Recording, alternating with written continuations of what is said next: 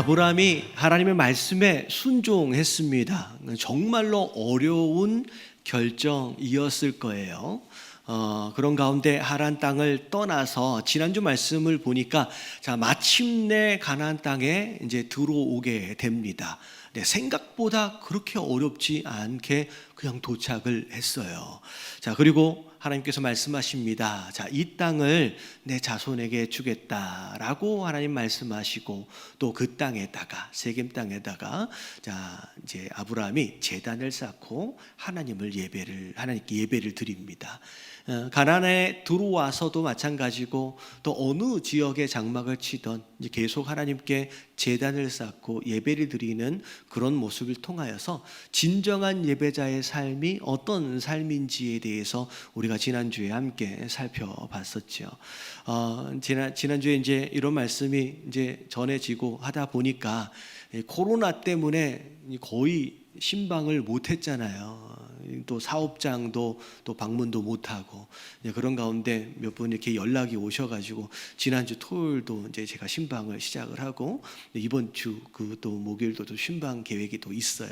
이게 보니까 이제 그동안 한 1년 반 동안 밀렸던 신방을 이제 하게 되어지는 것 같습니다. 혹시나 코로나로 인하여 미뤄뒀던 어떤 이런 신방이나 개업에 관련된 예배 혹시 있다라고 한다면 이제 밀렸던 거 두지 마시고 또 이제 신청을 하셔서 함께 예배 드릴 수 있는 그런 시간이 되어졌으면 좋겠습니다. 그래서 우르르 몰려가 가지고 지금 예배를 드리기에는 쉽지 않지만 저 혼자라도 이렇게 가서 함께 찬양하고 예배 드리는 건 너무 중요해요. 그래서 시작도 예배고요, 과정도 예배고요, 열매도 예배예요.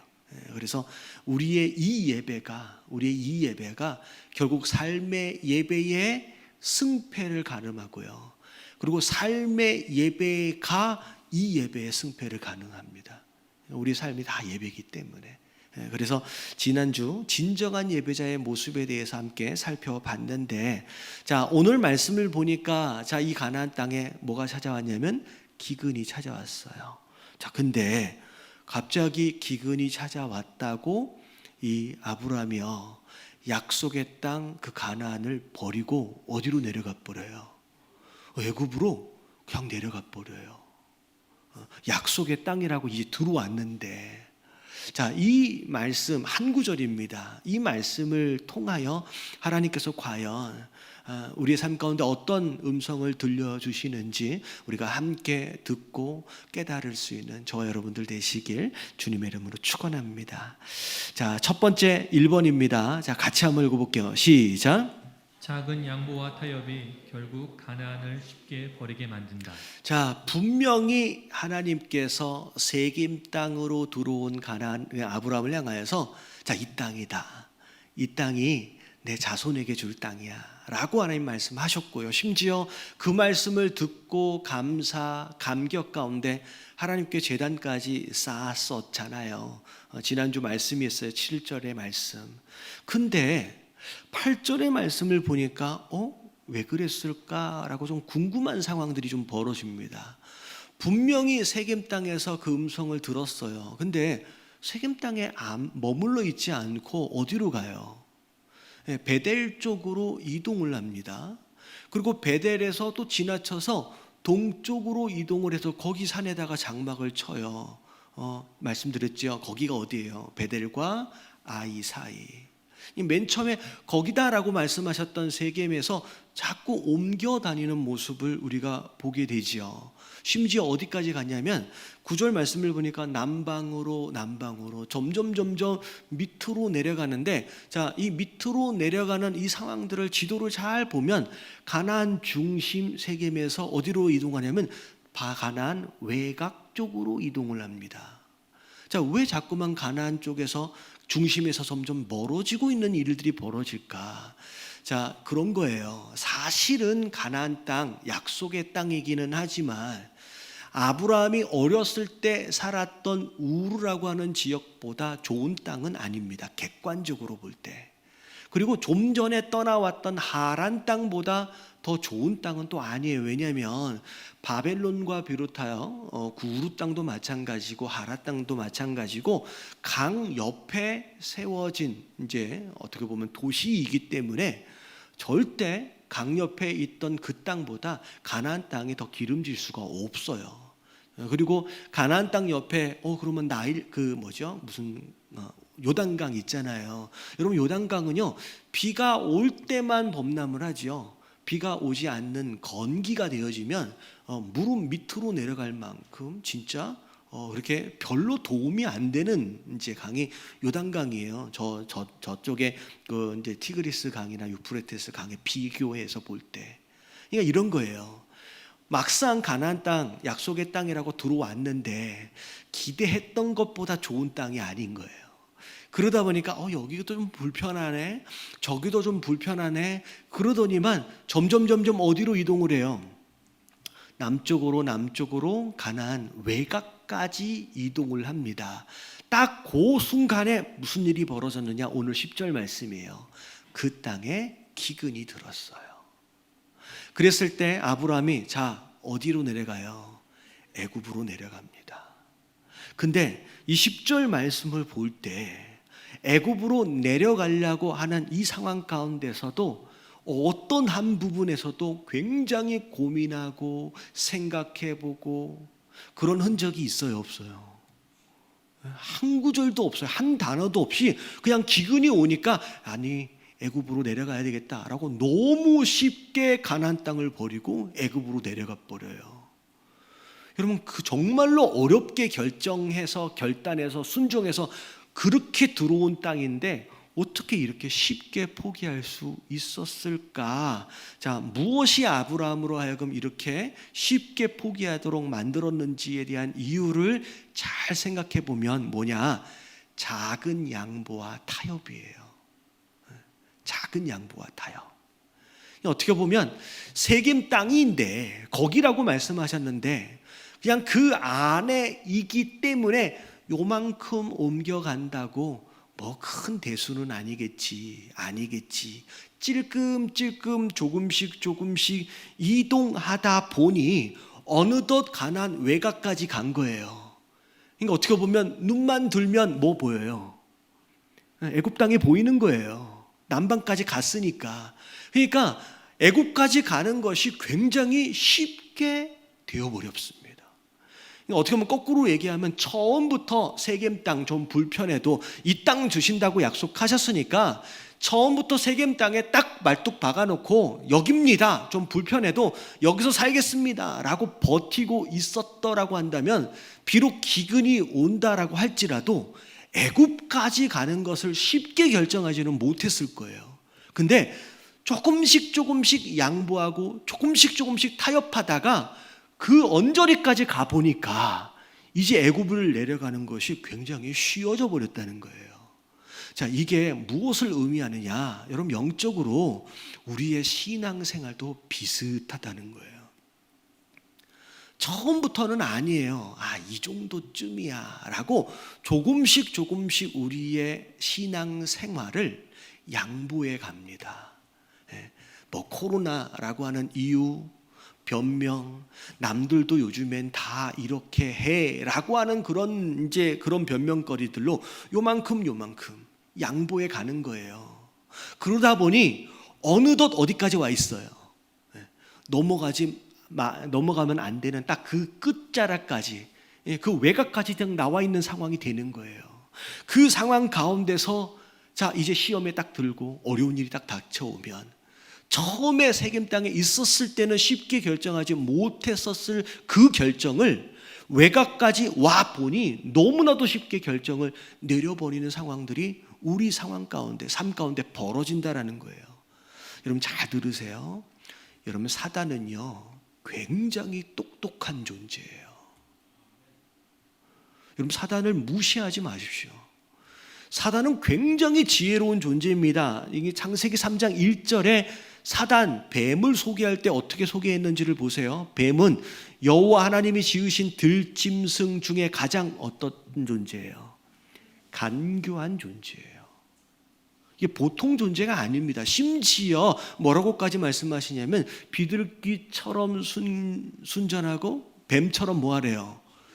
뱀에게도 닮아야 할 게 있대요. 그게 뭐냐면 지혜예요. 그럼 사단은 굉장히 지혜로운 존재입니다. 그래서 여러분 처음부터 야, 너 예배 드리지 마.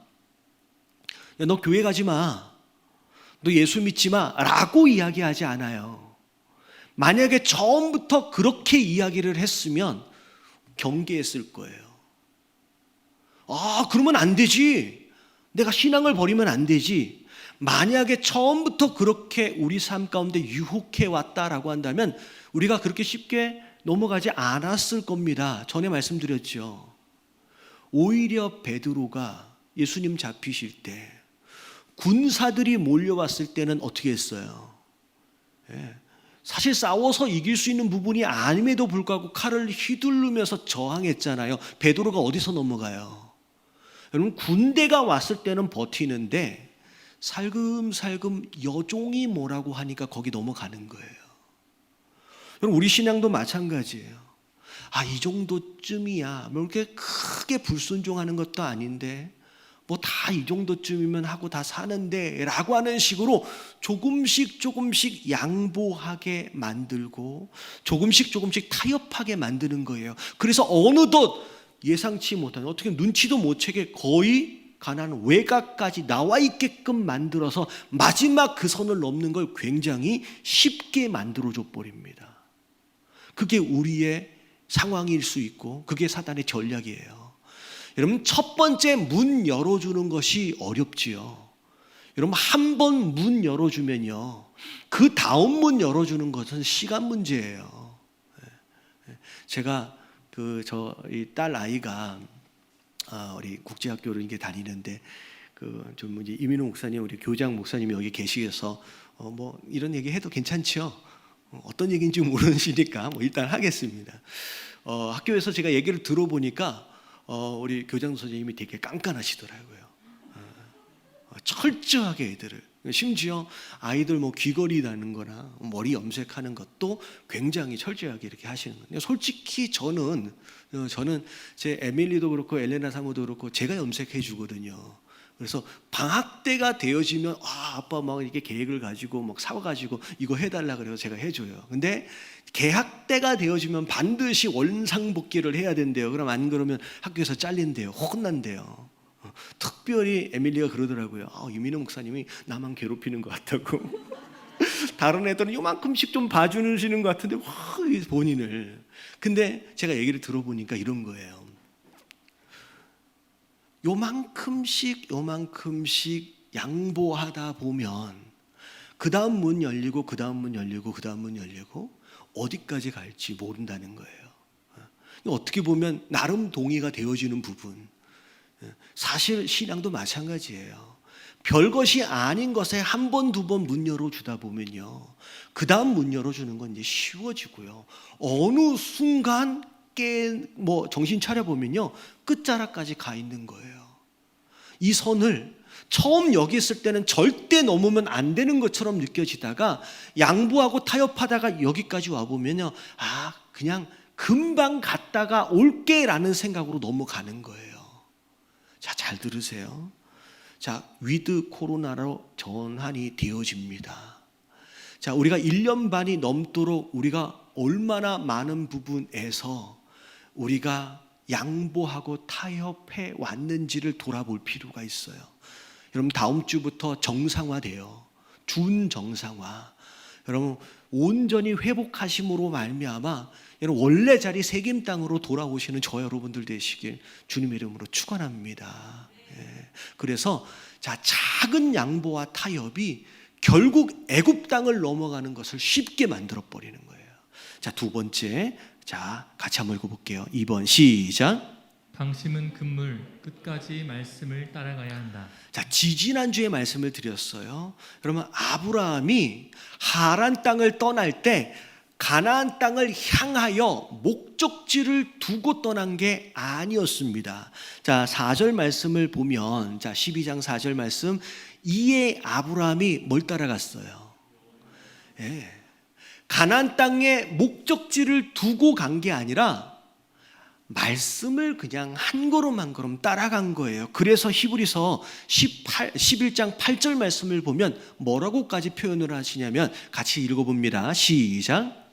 믿음으로 아브라함은 부르심을 받았을 때에 순종하여 장래의 유업으로 받을 땅에 나아갈새 갈 바를 알지 못하고 나아갔으며. 장래의 유업으로 받을 땅에 나아갈새. 자, 심지어 뭐라고 표현해요? 갈 바를 알지 못하고. 그러니까 내가 가나안 땅을 가야 되겠다라고 가나안의 목표를 두고 목적을 두고 간 게 아니라 떠난 게 아니라 그냥 한 걸음 한 걸음 말씀을 따라갔어요. 자, 근데 자, 문제가 어디에서 생기냐면 가나안 땅에 다 와서 이제 문제가 생깁니다. 자, 하란에서부터 가나안 땅까지의 여정을 말씀을 따라왔다라고 한다면 여러분 가나안 땅 안에서의 여정 또한 뭘 따라가야 돼요? 말씀을 따라 이제 살아야 되잖아요. 사실은 하란에서 가나안 땅까지의 그 여정은 굉장히 떠나기 전서부터 걱정을 하고 위험하다고 굉장히 뭐랄까요 신경을 많이 쓰고 불안한 가운데 떠났어요. 그러다 보니 그 여정 가운데서는 진짜 한 걸음 한 걸음을 하나님 바라보면서 가는 거예요. 정말로 하나님 보여주지 않으면 하나님 인도하지 않으시면 길 잃어버리니까 정말로 말씀만 바라보고 하나님만 따라서 한 걸음 한 걸음을 왔는데 자 이제 여기다라고는 얘기를 딱 듣는 순간 뭘 놓쳐버렸냐면 말씀을 놓쳐버린 거예요. 아 이제 다 왔다. 아 이제 살았다. 여러분 이때가 제일 위험한 거예요. 언제 우리가 넘어지냐라고 하는 것을 잘 들여다보면요 정말로 위험하고 어려운 그 길 위에서가 아니라 자, 이 정도면 됐다, 다 왔다라고 안심하는 순간이 제일 위험한 거예요. 그럼 대표적인 예가 어디인지 아세요? 복음서에 보면 별 따라온 동방박사 세 사람. 여러분 학자들의 어떤 내용들을 보면 의견들을 보면 별 따라온 그 뭐라 그럴까요? 그 여정이 뭐 한두 달 온 게 아니래요. 최소한 1년이 넘게 따라왔을 것이다 라고 추정을 합니다. 여러분 별을 따라서 어떤 길을 간다라고 하는 것은 그렇게 쉽지 않거든요. 오늘날처럼 길이 잘 닦여 있는 상황도 아니고 그야말로 광야를 걷잖아요. 동쪽에서 동방박사니까 동쪽에서 이스라엘 가나안 땅을 향하여 걸어오는데 거긴 도로가 있는 데가 아니에요. 그리고 밤이 깜깜할 때밖에 갈 수가 없고요. 그리고 특별히 앞에 뭐가 있는지 불을 지나치게 밝히면 별이 또 안 보이잖아요. 그러니까 얼마나 어렵게 힘들게 1년 넘게를 왔는데 자 어디에서 별을 놓치냐면 예루살렘 근교에 와서 놓쳐요. 여기가 예루살렘이구나 라고 하는 순간 무슨 생각을 해요? 자, 이제는 별의 도움이 필요 없다라고 하는 마음이 들어온 건지, 야, 당연히 유대인의 왕이면 어디서 태어나야 돼요? 예루살렘 궁에서 태어나야지. 그러니까 별이 인도하는 대로 거기에서는 따라간 게 아니라 자기 생각을 따라 이제 움직이기 시작하는 거예요. 여러분 궁 안에 들어가서 이제 난리가 납니다. 헤롯을 찾아가요. 왕을 찾아가요. 유대인의 왕이 나셨다는데 어디에 계십니까? 우리가 경배하러 왔습니다 라고 얘기하는데 헤롯은 깜짝 놀라지요. 우리 이 궁 안에서는 아무도 왕자가 태어난 적이 없는데 갑자기 왕이 태어났다 그러니 자기와 상관이 없는 왕이면 이거는 반역이죠.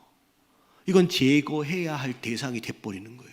그래서 그때 그 한 번의 실수로 말미암아 어떻게 돼버려요? 예루살렘 그 근교에 베들레헴 안에 어마어마하게 많은 아이들 2살 이하의 아이들이 대학살을 당하고 심지어 아기 예수님도 위험해지는 상황이 벌어지는 거예요. 말씀 따라 별 따라 왔으면 자 어디까지예요? 예수님 만날 때까지 그 별을 계속 놓치지 않고 주목하고 가야 되는 거예요. 자 우리가 제일 위험한 순간이 그런 순간이에요. 이제 좀 먹고 살만해졌고 이제 살만해졌어, 이제 괜찮다라고 여겨지는 그 순간이 얼마나 위험한 순간인지 고린도전서 10장 12절 말씀 같이 한번 읽어볼게요. 자, 나같이 시작. 그런즉 선 줄로 생각하는 자는 넘어질까 조심하라. 언제가 넘어지기 쉬운 시기냐? 섰다라고 생각하는 그 순간이에요. 여러분, 선줄로 생각하는 자라고 하는 이 표현이, 자, 이 사람이 선 거예요? 아직 못 선 거예요? 이게 한국말이 되게 어렵죠. 자, 선줄로 생각하는 자, 선 거예요? 아직 못 선 거예요? 아직 선 게 아니에요. 그냥 생각을 하는 거예요. 다시 말하면 착각이에요. 아직 선 것이 아닌데, 아직 끝난 게 아닌데, 끝났다라고 착각하고 생각하는 바로 그 순간이 넘어지기 너무 좋은 순간이라고 말씀하시는 거예요. 여러분, 여정뿐만 아니라 그 땅 안에서의 삶, 내가 불안하게 느껴지는 그 순간뿐만이 아니라 이 정도면 됐지라고 충분히 안심해도 좋을 수 있는 그 상황 또한 여러분, 우리가 절대 말씀을 놓쳐서는 안 된다라는 거 여러분 깨달아지시길 주님의 이름으로 축원합니다. 그래서 누가복음 21장 36절 같이 한번 읽어볼게요. 다 같이 시작. 이러므로 너희는 장차 올 이 모든 일을 능히 피하고 인자 앞에 서도록 항상 기도하며 깨어 있으라 하시니라. 그럼 신앙생활을 언제까지 해야 돼요? 인자 앞에 서는 그 순간까지예요. 그때 안심하시면 돼요. 그때가 아직 오지 않았을 때는 여러분 절대 방심하면 안 된다는 거예요. 그래서 인자 앞에 서도록 그 순간까지는 뭐 해야 돼요? 항상 기도하며 깨어 있어야 된다. 그럼 그때 방심하는 순간 넘어지는 거예요. 제가 어떤 동영상 하나를 봤는데 그 마지막 순간에 정말로 방심을 해가지고 이제 이기는 걸 놓치는 이제 스포츠 그 동영상이 있더라고요. 근데 그것들을 보니까 어떤 장면들이 나오냐면 정말로 오랜 시간 동안 중장거리를 달리기를 하다가 마지막 결승선에 딱 도착하기 직전에 자기가 승리하는 것에 너무 감격해가지고 그 선수가 이렇게 막 손을 드는 거야. 그러니까 내가 이겼다라고 하는 걸 함께 축하해달라는 거야. 근데 이렇게 하고 이렇게 하니까 사람들이 우와 소리를 지르니까 자기를 향하여서 환호하는 줄 알고 더 신나서. 근데 사실 그게 환호가 아니라 뒤에 따라오고 있는 2등이 마지막 스퍼트를, 그러니까 정말로 들어오기 1m 정도를 남겨놓고서 그 중장거리에서 우승을 뺏겨버리더라고요. 별로 감흥이 없어요. 마지막 순간이에요. 그 1m를 남겨놓고 금메달을 뺏기는 그 장면을 보는데 저는요, 그 선수가 평생 어떻게 살았을까? 그 금메달의 기회를 자기가 요구하는 것으로 인하여 그 장면을 한번 찾아보세요. 유튜브에 마지막 순간 무슨 우승 어떻게 한번 찾아보세요. 사이클 타고서 마지막 순간에 와 하다가 싹 들어가서 놓치는, 이게 우리 신앙생활도 이렇게 돼요. 빡딱 이제 다 됐다라고 여겨서 마음을 딱 놓는 그 순간 딱 시험에 들고 자빠지는 것으로 말미암아 정말로 지울 수 없는 안타까운 순간들을 만들 수 있다라는 거예요. 정말로 끝까지 옆에 계신 분들에게 인사 좀 해주세요. 끝까지 방심하지 맙시다. 이게 언제까지예요? 자, 끝까지. 그게 끝이 언제냐면 주님 앞에 내가 서는 날까지, 주님 앞에 내가 서는 날까지 방심하지 마시고 끝까지 이겨나가시는, 말씀을 따라가시는 저와 여러분들 되시길 주님의 이름으로 축원합니다. 자, 마지막 세 번째입니다. 같이 한번 읽어볼게요. 시작. 하나님이 허락하시는 기근에는 목적이 있다. 자, 오늘 창세기 12장 10절 말씀 가운데 가장 중요한 단어가 어떤 단어냐라고 하는 걸 굳이 뽑자라고 한다면 제일 첫 번째 단어예요. 그 땅이에요. 여러분, 그 땅이 어떤 땅이에요? 하나님 약속하신 땅이에요. 정말로 어렵게 결단하여 마침내 들어온 그 축복의 땅이에요. 심지어 하나님 뭐라고 말씀하셨어요? 이 땅을 내 자손에게 주겠다라고 약속하신 그 땅이에요. 굳이 그 땅이라고 표현하신 이유가 있어요. 그렇게 순종하여 그렇게 따라와서 그 약속의 땅에 들어왔는데, 근데 그 땅에도 뭐가 일어날 수 있어요? 기근이 일어날 수 있는 거예요. 여러분, 어쩌다가 일어난 기근이 아닙니다. 여러분, 그 땅의 기근은 여러분 하나님의 허락하심이에요. 여러분, 성경에 보면 분명히 말씀에 순종했고 하나님을 따라갔음에도 불구하고, 함께 동행하고 있음에도 불구하고 고난과 역경을 겪은 사람들의 이야기들이 많이 나옵니다. 분명히 잘못한 게 없는데 순종하고 따라가는데, 여러분 대표적인 인물이 우리가 지금 주중에 보고 있는 욥기. 분명히 하나님이 칭찬하실 만한 믿음인데 왜 이런 고난들이 찾아왔지 욥에게? 요셉도 마찬가지예요. 꿈을 통해서 하나님께서 장래를 알려주셨잖아요. 특별하게 잘못한 게 없는데 갑자기 형들에게 팔려가고 종살이라고 감옥살이라고, 뭐 그렇게 특별하게 잘못한 게 없는데도 불구하고 어려움을 겪어요. 모세도 마찬가지고 다윗도 마찬가지고, 솔직히 하나님께 쓰임받은 모든 인물들이 동행하는 과정 안에서 고난을 당해요. 우리가 시편 23편 말씀을 알잖아요. 여호와는 나의 목자시니 내게 부족함이 없으리로다. 쉴만한 물과 푸른 풀밭을 약속하시는데 한참 읽어 내려가다 보면 4절에 이해되어지지 않는 표현이 있어요. 그게 뭐예요? 내가 사망의 음침한 골짜기를 다닐지라도. 아니, 하나님이 목자 되시고 하나님이 인도에 가시는데 왜 사망의 음침한 골짜기가 내 삶 가운데 있냐라는 거예요. 근데 중요한 건 그 가나안 땅, 그 땅에 하나님께서 기근을 허락하시고요. 그리고 우연히 어쩌다가 만난 기근이 아닌 특별한 의도와 목적을 가지고 허락하시는 그 기근이라는 거예요. 자, 하나님께서 우리 삶 가운데 고난을 허락하시는 이유가 뭘까?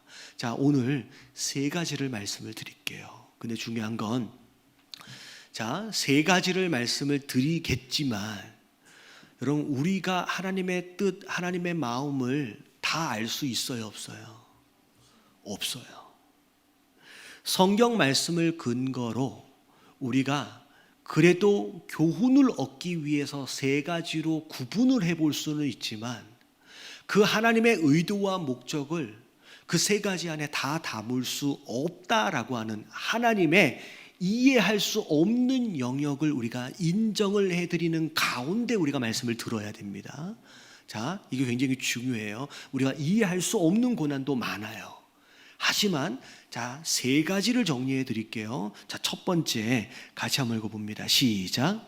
소망을 이루기 위한 연단.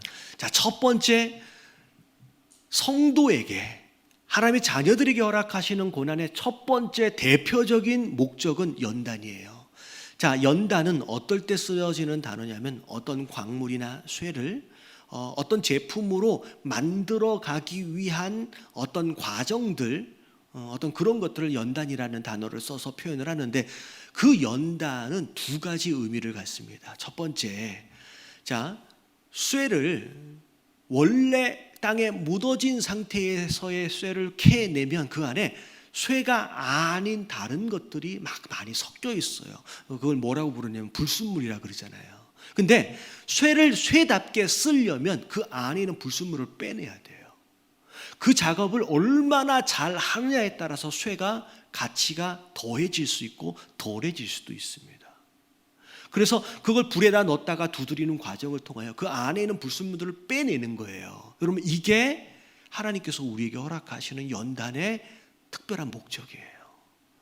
하나님의 자녀로서, 성도로서 우리 안에 불필요한, 있어서는 안 되는 불순물들이 우리 안에 얼마나 많냐는 거예요. 대표적인 게 교만함, 욕심, 여러 가지 이런 불순물들, 이런 내용들을 불 속에 집어넣었다 뺐다를 반복하시면서 이 안에 더러운 불순물들을 빼내시는 작업들을 하신다는 거예요. 여러분, 이 말씀을 들으시는 가운데 혹여나 여러분 남한테 이런 얘기를 하면 안 돼요. 욥의 세 친구들처럼 돼버립니다. 자기가 깨달아야 돼. 내 삶 가운데 이런 고난이 있다, 이런 역경이 있다. 하나님께서 내 마음속에 있는 소위 말하는 나쁜 마음을 빼시기 위한 연단의 과정으로 여러분 이해하시고 여러분 스스로를 속에 감추어진 불순물들을 돌아보실 수 있는 저와 여러분들 되시길 주님의 이름으로 축원합니다. 여러분, 남이 이런 얘기를 해주면 상처받아요. 근데 내가 알면 돼요. 내 안에 하나님께서 과연 어떤 불순물들을 끄집어내시려고 하는지, 그리고 그 쇠가 안에 있는 게 다 빠져나가게 되면 그때부터는 이제 무슨 작업을 하냐면 이 강도를 높이기 위하여 더 두드려요. 다시 말하면 무른 새는 쓰려고 하면 부러져 버리고 꺾어져 버리고 부러져 버리잖아요.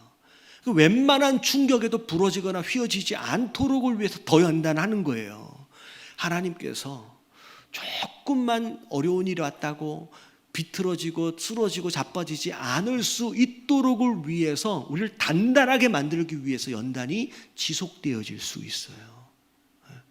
여러분, 그게 연단을 위한 거예요. 결국은 그 연단의 과정을 지나고 나면 그 순간서부터 하나님께서 우리 삶을 향하신 그분의 뜻이 이루어지는 거예요.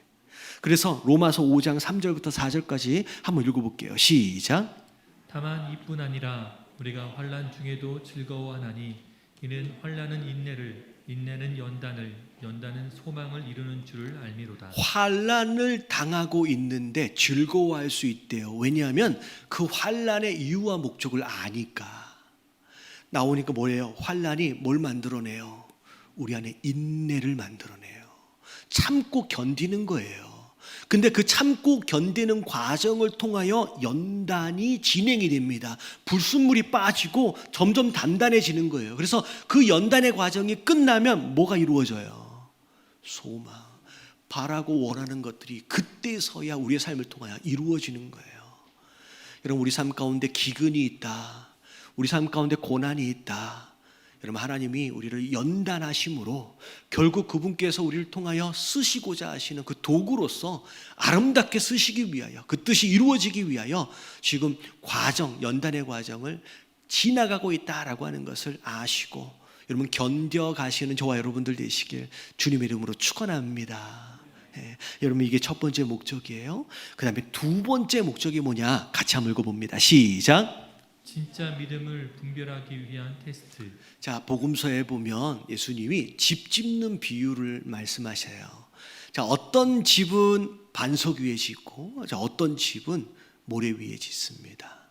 근데 자, 그 집이 짓고 있는 동안에는 반석 위에 짓고 있는지 모래 위에 짓고 있는지 잘 몰라요.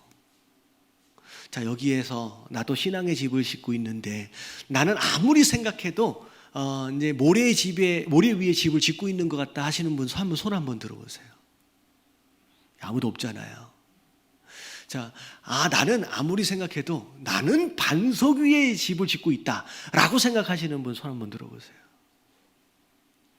그래도 한 서너 분 들어주시는데 대부분은 양심상 반석 위라고까지는 조금 애매하고 그래도 쓰러지지 않을 정도의 모래와 반석 그 중간 사이에서 짓고 있지는 않을까라고 생각하시고 사시죠. 아니, 솔직히지잖아요. 저를 비롯해 그래요. 내가 반석 위에, 여러분, 반석은 순종이에요.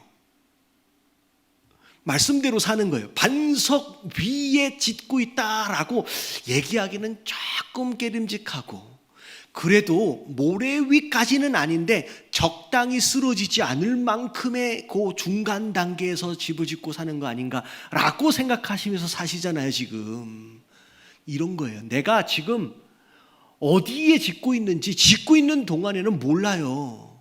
근데 뭐가 찾아오면 그때 확인이 되냐면 비바람이 몰아치면 그때 무너진 것을 보면서 내가 그동안 어디 위에 집을 졌다, 모래 위에 집을 지었구나라고 하는 걸 아는 거예요.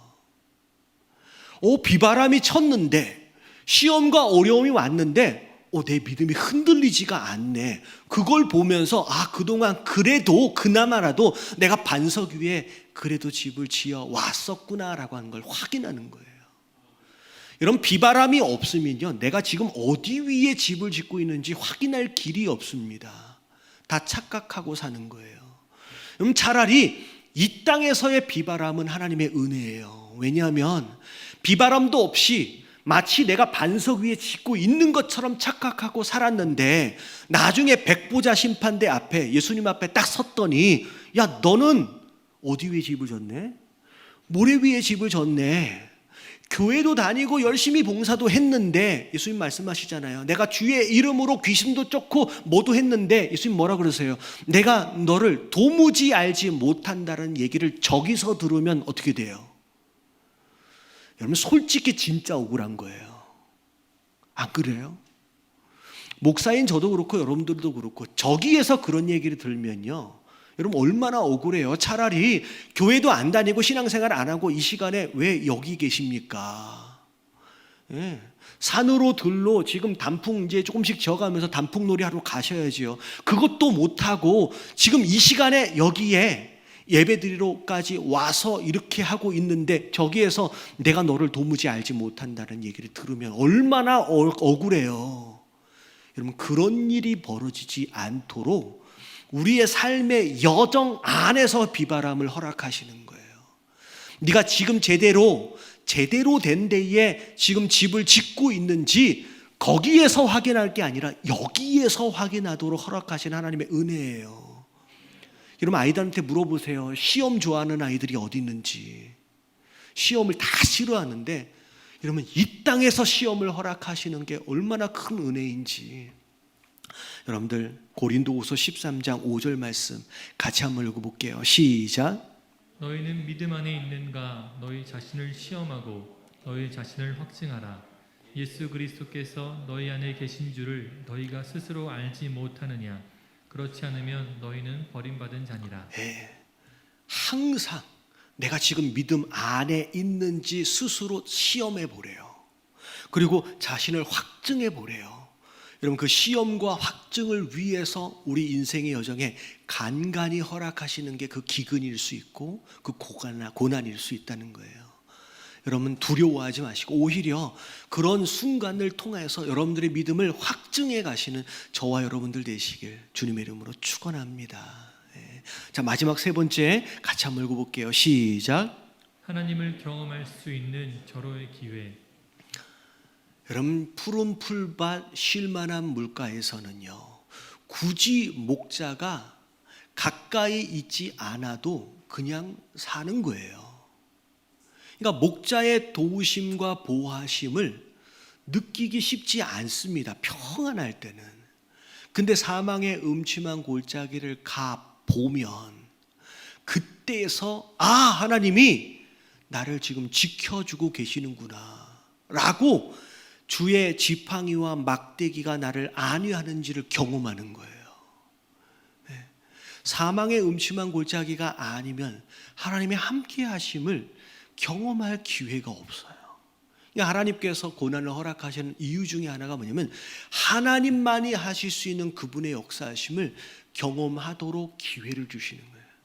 그래서 제자들이 이분이 누군지에 대하여 심각하게 고민하게 되어지는 딱 그 사건이 있어요. 그 사건이 언제냐면 오병이어가 끝나고 나서 예수님이 제자들에게 재촉하여 호수를 건너가게끔 하십니다. 그리고 예수님은 따로 기도하러 가세요. 그런 상황 가운데서 예수님이 어떻게 하세요? 풍랑 가운데 막 이제 고생하고 있는 제자들을 향하여 나아가시고 심지어 말씀 한마디로 그 풍랑을 잠재우십니다. 그리고 또 다른 복음서에 보면 함께 배를 타고 가다가 예수님 배 밑에서 주무시고 그 풍랑 때문에 제자들이 굉장히 근심하고 있다가 예수님의 단 한마디 꾸짖으심으로 바람이 잠잠해져요.